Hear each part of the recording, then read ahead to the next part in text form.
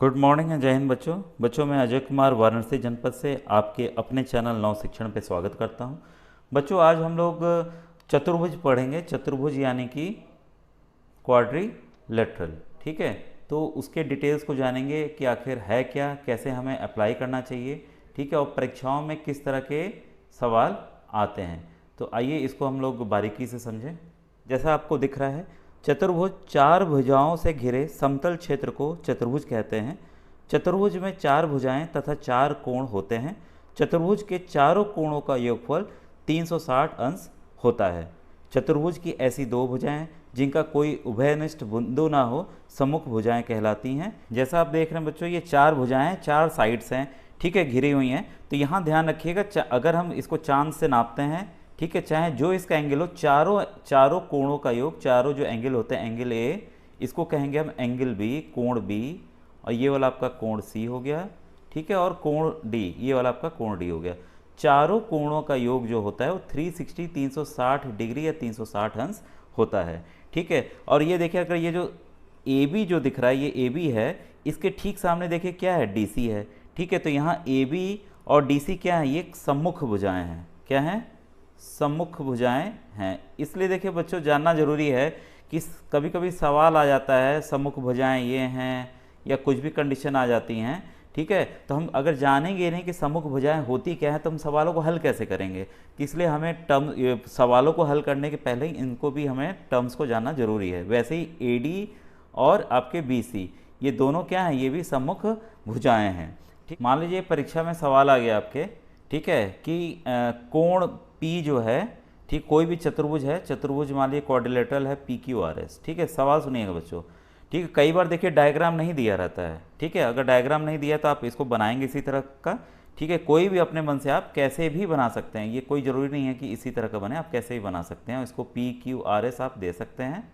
ठीक है, अब सवाल कह रहा है कि यदि किसी चतुर्भुज पी क्यू आर एस में एंगल पी जो है वह 80 डिग्री है। तो ठीक है भाई, मैंने एंगल पी मान लिया 80 डिग्री। देखिए सवाल पढ़ रहा हूँ, आप भी इसको नोट करते जाइए। फिर एंगल एस जो है 70 डिग्री है, तो हाँ भाई इसको मैंने 70 डिग्री मान लिया है।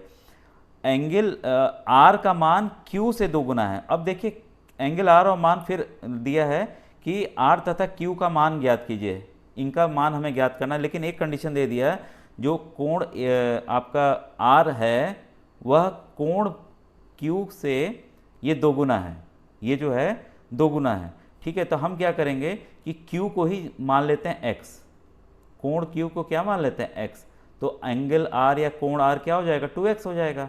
ठीक है, इसीलिए देखिए यहाँ पर क्या लिखा है, 2x एंगल आर का लिखा है और x जो है एंगल क्यू का लिखा हुआ है। ठीक है, अभी मैंने आपको ये जो रूल बताया है उसी को मैं अप्लाई करने, क्योंकि देखिए काफ़ी आसान सवाल होते हैं, बस हमें नियम पता नहीं होता है, इस वजह से हम उसको हल नहीं कर पाते हैं। और 1 मिनट का क्वेश्चन हमारा जिसको हम हल कर सकते हैं उसमें हम परेशान हो जाते हैं बच्चों। तो इसको देखिए, इसको करना क्या है, आपको पता है कि चारों कोण जो होते हैं, angle P plus angle Q plus angle R plus angle S, इसका चारों कोणों का योग कितना होता है, 360 अंश होता है। ठीक है, अब सबको मैं लिख लेता हूँ, 80 प्लस 70 और R यहाँ पे 2x हो गया।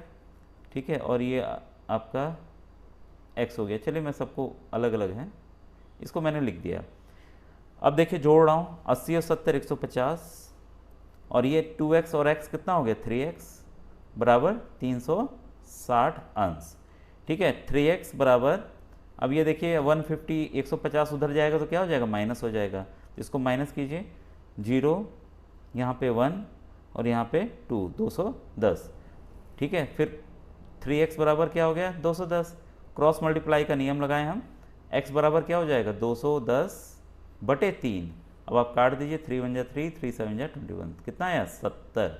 अब हमें देखिए कोण r जो x हमने क्या माना था, q, तो कोण q जो है वो मिल गया कितना आपका, 70 डिग्री। ठीक है, और कोण r क्या है, इसी का दोगुना है, 70 गुणे 2 कर दीजिए, कितना आया, 140 अंश या 140 डिग्री। तो दोनों कोण हमें मिल गए कि नहीं, 70 और 140 डिग्री या अंश। ठीक है, इस तरह से बच्चों ये सवाल आपको हल करना था। तो कोई भी परीक्षा हो तो आप एकदम घबराएंगे नहीं, इन चीज़ों को समझ के चलेंगे। ठीक है, अब आइए कुछ चीज़ें मैं आपको बता दूं कि देखिए चतुर्भुज कई प्रकार के होते हैं। जो चतुर्भुज होते हैं, क्वाड्रिलेटरल होते हैं, वो कई प्रकार के होते हैं। तो आज हम बहुत ज़्यादा डिटेल में नहीं जाएंगे, एक हल्का सा आउटलाइन दे रहे हैं कि चतुर्भुज कितने प्रकार के कैसे कैसे हो सकते हैं, इसका बस ध्यान रखिएगा। अब देखिए आप सभी को पता है वर्ग, वर्ग भी क्या है, एक चतुर्भुज है। देखिए वर्ग जिसकी हमने पढ़ा है ना, जिसकी भुजाएं बराबर हों, जिसकी भुजाएं बराबर हों, सभी चारों भुजाएं, तो वो क्या है, वर्ग है। तो स्क्वायर इसको कहेंगे, इसको क्या कहेंगे, स्क्वायर। इसके बाद देखिए एक और है इसी में, समलंब चतुर्भुज, समलंब चतुर्भुज। समलंब चतुर्भुज आपका क्या हो गया, ट्रेपेजियम, ट्रेपेजियम। फिर देखिए ऐसे ही आपका क्या है, आयत, आयत यानी कि रेक्टेंगल, आपको पता ही है रेक्टेंगल। इसमें क्या होता है, ये दो भुजाएं बराबर और बाकी की दो भुजाएं बराबर, ये आपको पता है, आयत हो गया। इसके बाद देखिए होता है आपका उत्तल चतुर्भुज, उत्तल चतुर्भुज, मैं चतुर्भुज नहीं लिख रहा हूँ, उत्तल आपका हो गया कॉन्वेक्स, कॉन्वेक्स क्वाड्रिलेटरल, ठीक है। इसके बाद देखिए आपका है सम चतुर्भुज, सम चतुर्भुज, सम चतुर्भुज को इंग्लिश में बच्चों कहते हैं रोम्बस, इंग्लिश में रोम्बस। इसी तरह से आपका एक हो जाएगा अवतल, अवतल चतुर्भुज या कॉनकेव, कॉनकेव क्वाड्रिलेटरल, ठीक है। और आखिरी में आपका है समांतर, समांतर चतुर्भुज या आपका पैरेललोग्राम, इसको क्या कहते हैं, पैरेललोग्राम, ठीक है बच्चों। ये देखिए इस तरह से इतना ज़्यादा बाइफर्केशन है, सबकी अपनी अपनी क्वालिटीज़ हैं, सबके अपने अपने नियम हैं, ठीक है। तो बारी बारी से आइए हम एक एक चीज़ को समझें। बच्चों आपको पता है वर्ग, वर्ग यानी कि स्क्वायर। अब स्क्वायर के कुछ फीचर्स जान लें, क्योंकि यही कुछ सामान्य, अभी आयत वर्ग ये जानना जरूरी है, क्योंकि इस पे ही एकदम आसान से सवाल आते हैं, ठीक है। चार भुजाओं से घिरी वह आकृति जिसकी चारों भुजाएं बराबर हों तथा कोण समकोण अर्थात 90 डिग्री का हो, उसे वर्ग कहते हैं। यहाँ देखिए ध्यान देने वाली बात है कि अभी हमने उसमें देखा चतुर्भुज वाले में, क्वाड्रिलेटरल में हमने देखा कि टेढ़ी मेढ़ी कैसी भी रेखाएं होती थी, लेकिन उसमें क्या था कि कोई भी एंगल, मतलब कोई भी एंगल कुछ भी हो सकता था, चारों एंगल का कोण लेकिन 360 होता था, ठीक है। वर्ग में बस ये अंतर हुआ है कि चारों कोण 90 अंश के होंगे, चारों बराबर होंगे, और देखिए सबका योग आ रहा है कि नहीं, 90 94 जा क्या करिए 360, 360 आ गया, 90 को 4 से गुणा करेंगे, ठीक है। तो वर्ग की देखिए ये विशेषता है बच्चों।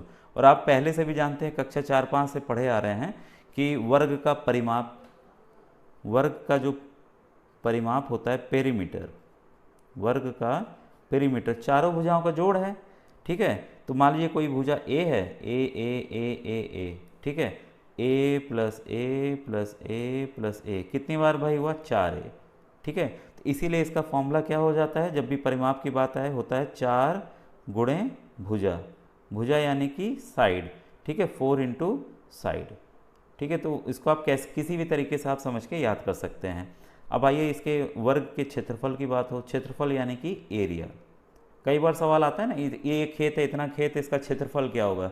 तो क्षेत्रफल के लिए आपको पता है कि जनरली क्या होता है कि लंबाई और चौड़ाई का गुणा करते हैं, ठीक है। तो यहाँ पर क्या है, दोनों की सेम है, सेम ही भुजा है, तो ए स्क्वायर की तरह याद कर सकते हैं, या तो आप इसको क्या करेंगे, भुजा स्क्वायर, या तो साइड स्क्वायर की तरह से आप इसको याद कर लीजिएगा बच्चों, ठीक है।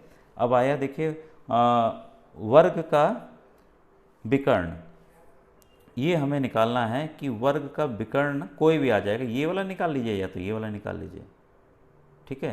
तो आप इसको कैसे निकालेंगे, अब देखिए ये क्या है, समकोण त्रिभुज बन रहा है एक, ध्यान दीजिएगा, ये क्या बन रहा है, एक समकोण त्रिभुज बन रहा है। समकोण त्रिभुज का देखिए मैंने भी कई बार बताया हुआ है आपको, ये अलग से इसको बना देता हूँ समकोण त्रिभुज के लिए, ठीक है।